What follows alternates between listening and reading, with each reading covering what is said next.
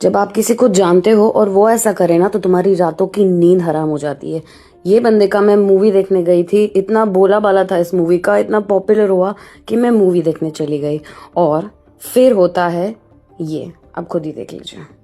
और इसका कहना भी कुछ और ही है इसमें, और इनका कहना यह है कि इसके दोस्त ने लिखा था ये, है ना, और फिर डिसअपियर मूड भी कर देता है इसका दोस्त। वाह। अब आप मैंने इसको રિપ્લાય તો દિયા હે, આપ કોલ કરવાથી બેટર છે કે હું તમને મેસેજ જ કરી દઉં, બરાબર છે?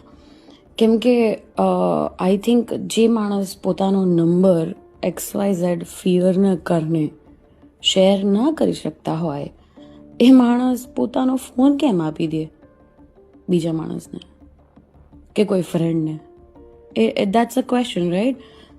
ક્લોઝ ફ્રેન્ડ જ હશે તો જે પણ હોય તમારો ક્લોઝ ફ્રેન્ડ, गौरव पासवाना ऐसा कुछ तो नाम है उसका, या वो whoever, I just wanted to know who did that.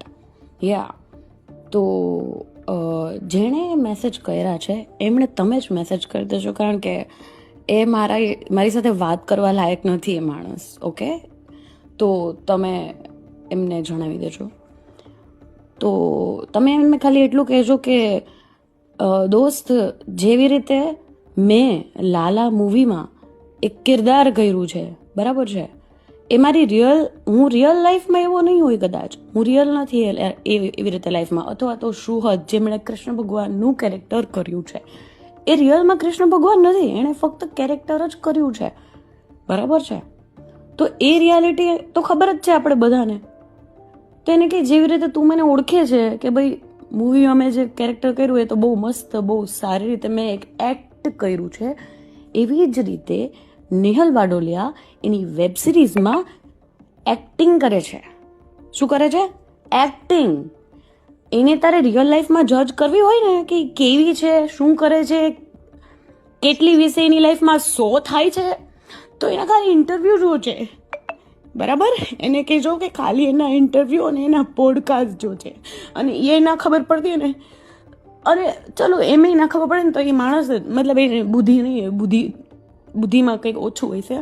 અને કોઈ પણ માણસને છે ને કંઈ પણ કહ્યા વગર, જજ કર્યા વગર ને પોતાની જાતને એના શૂઝમાં રાખી શકવાના, વિચાર કરવાનો. ના જ રાખી શકે કોઈ, પણ એકવાર વિચાર કરવાનો કે પોતાની જાતને એના શૂઝમાં રાખી અને વિચાર કરવાનો કે તમને આવું કોઈ કહી જાય તો તમારી શું ફિલિંગ આવે. તમને ખબર છે હું છેલ્લું ક્યારે મૂવી જોવા ગઈ હતી ને એ મને નથી ખબર, મને યાદ જ નથી હું ક્યારે મૂવી જોવા ગઈ હતી, કેમ કે હું જોવા જાવ જ નહીં. હું બહુ ઇમોશનલ માણસ છું, મને બહુ, હું ક્લોઝ થઈ જાઉં, મારી બધી જ ઘટનાઓ મને યાદ આવવા માંડે. મારી લાઈફમાં એટલું બધું થયું છે. હું અત્યારે એક રેપ વિક્ટિમ છું, ડિપ્રેશનનો શિકાર હતી. પોલીસ અને પ્રશાસન, ગવર્મેન્ટના કારણે હું અત્યારે ઓકે છું, સારી એવી સેફ જગ્યાએ છું. મારો ફોન બધી જ વસ્તુ રેકોર્ડ થતી હોય, everything including WhatsApp, audio calls, everything. કોણ મને શું કહે છે, everything is like reporting somewhere. Okay, તો ઘણી બધી વસ્તુ થતી હોય એમ, મતલબ અગર મને એવું કંઈ લાગે તો હું રિપોર્ટ કરતી હોઉં, બરાબર ને? એ લોકોને પણ ખબર જ હોય. તો હું અત્યારે બહુ જ, મારી કન્ડિશન શું ચાલી રહી છે રિયલ લાઈફમાં એ ના ખબર હોય ને તો વાત નહીં કરવાની, બરાબર? આવા મેસેજ નહીં કરવાના. અને એટલા ચાલાક હે માણસ કે પહેલાં તો જોવે મારા મેસેજ, પછી એ પેલું વન વોચ મૂડ કરે એન્ડ દેન આવા મેસેજ લખે. વાવ, આવા છે તમારા દોસ્ત કે જેમણે આ લખ્યું છે એ? હા, ચલો વાંધો નહીં. જય શ્રી કૃષ્ણ. આજ પછી છે ને કોઈ પણ છોકરીને આવા મેસેજ કર્યા પહેલાં, તમે નવા નિશાળા હશો પણ કોઈ પણ છોકરીને આવા મેસેજ કર્યા પહેલાં છે ને એટલું યાદ રાખજો કે ઇટ્સ 2026. કરેલા કર્મો, ચક્ર બધું વાપસ ફરવાનું છે. જેણે આ મેસેજ કર્યો ને એને કહેજો, બરાબર? હાલો.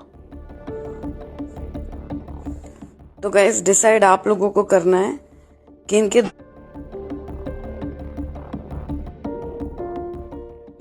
दोस्त ने ये बोला था या इन्होंने खुद